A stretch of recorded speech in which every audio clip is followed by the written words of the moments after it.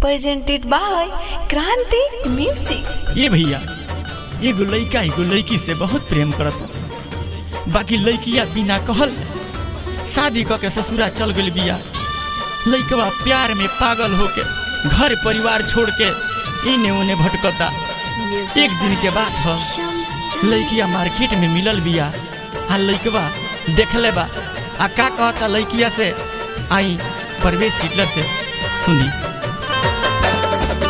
जियते ही अगिया लगवलू ये जान, जियते ही अगिया लगवलू ये जान, का कमी रहे प्यार में।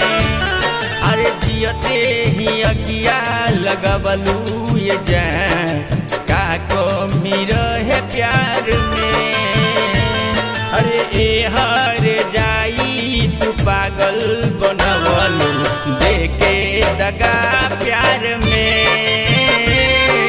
जियते ही अगिया लगवलू ये जान, का कमी रहे यार में। बहुत चाहेंगे तुम्हें मगर भुला ना सकेंगे, ख्यालों में किसी और को ला ना सकेंगे। बहुत चाहेंगे तुम्हें मगर भुला ना सकेंगे, ख्यालों में किसी और को ला ना सकेंगे। किसी को देखकर आंसू तो पोंछ लेंगे मगर कभी आपके बिना मुस्कुरा ना सकेंगे, मुस्कुरा ना सकेंगे। जेकराल सबका से तोड़ दिहनी नाता, उहे छोड़ साथ केहू और संग जाता।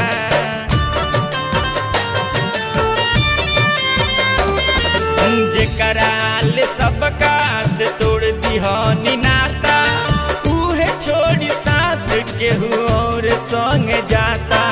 जाता रुले जाई जान अपना संग, जाता रुले जाई जान अपना संग, काढ़ल करे जा फाड़ के।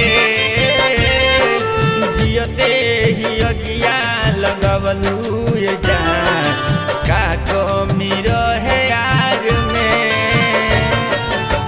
अब तो खुदा पे भी एतबार नहीं। बता बढ़ई हो पूछे कोई की रोग का रहे, पूछे कोई की रोग का रहे, देखा दी हसीना फाड़ के।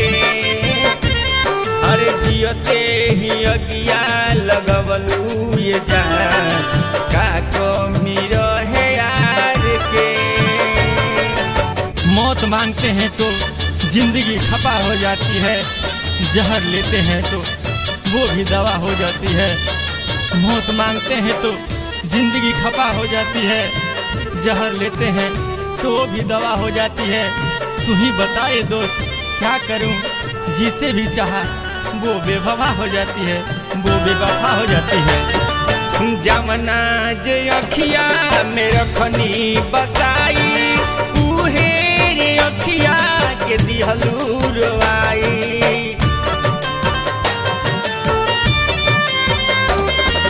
जमना जे अखिया में रखनी बसाई, उहे रे अखिया के दिहलू रुआई। सुनो ये है पी पागल भइल परवेश, सुनो ये है पी पागल भइल परवेश, उन्हीं के दीदार में। जियते ही अगिया लगवलू ये जान,